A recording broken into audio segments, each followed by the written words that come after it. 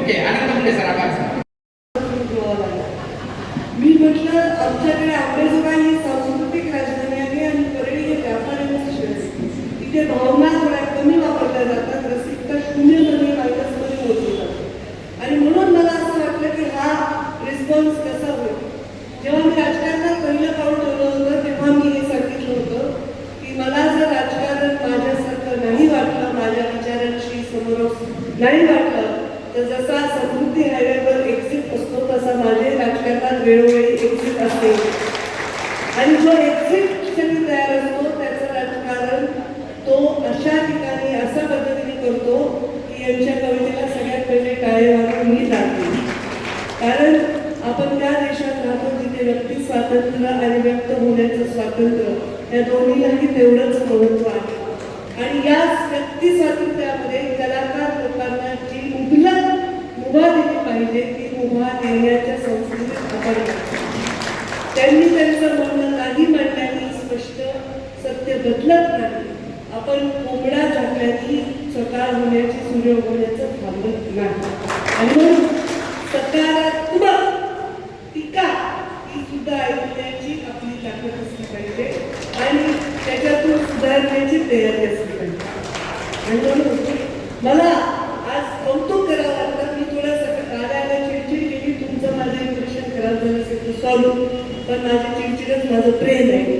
कारण मी चिडचिड करून डोळे वटारून राबवून हे एवढे रसिक झाले, नाही तर अशी कार्यक्रम होऊ शकला नसता. तुम्ही ज्यांचं नाव आधी घेतलं कवितेत ते कार्यक्रम म्हणजे यांना सवय आहे. गाणे बजावणे, लाज गाणे यांची त्यांना सवय आहे. इथे शिट्ट्या बिट्ट्याची मला सवय नाही, कारण माझ्या डोळ्याच्या भागात वाढलेले लोक वयस्कर असले तरी, पण शिट्टी बायकांनी मारली काही आणि मला त्याचं कौतुक आहे. त्याचा अर्थ असं नाही की शिट्ट्या मारा, पण त्या एवढ्या फ्री आणि एवढ्या निर्भय आहेत की त्यांना एका वेगळ्याच्या मागे नसताना ते संरक्षण मिळाले की त्यांना अभिव्यक्ती त्यांना दाखवता आली. त्याच्याबद्दल त्यांचं कौतुक करते. माझा वाढदिवस मी साजरा करते, मी लपवून जाते, कुठेतरी लपून बसते आणि मग ते त्याचा सप्ताह होईल, त्याचा वर्षभर कार्यक्रम होईल त्याची भीती असते. मी स्वतःच्या वाढदिवसाला कधीच उपस्थित नसते, पण कवी संमेलन असल्यामुळे मी उपस्थित राहिले. तुम्हा सर्वांना मी फॉलो करते. तुमच्या कविता ऐकल्या, त्या कवितेमध्ये वेदना होत्या, त्या कवितेमध्ये प्रेम होतं, त्या कवितेमध्ये सामाजिक विषय सुद्धा होते आणि त्या कवितेमध्ये भरभरून तुमच्या भावना होत्या आणि त्या भावनांना आम्ही प्रतिसाद द्यावा यासाठी मीच आवर्जून उपस्थित राहणं आवश्यक होतं. कारण कलेचा आदर करणं ही आमची संस्कृती. तुम्ही अटल बिहारी वाजपेयी जे प्रधानमंत्री होते आणि कवी देखील होते आणि ते त्यांनी कधीही बसवलं नाही. त्यामुळे कवी मनाचा अभ्यास माणूस हा वेदना मांडू शकतो, तो वेदना देत नाही याच्यावर मला विश्वास. तुम्ही खूप सुंदर ओळी म्हणतात ते मला परत एकदा ऐकवा माहिती. आई उभी आणि बाबाच्या तुम्ही त्या ओळी सांगितल्या ते परत एकदा सांग.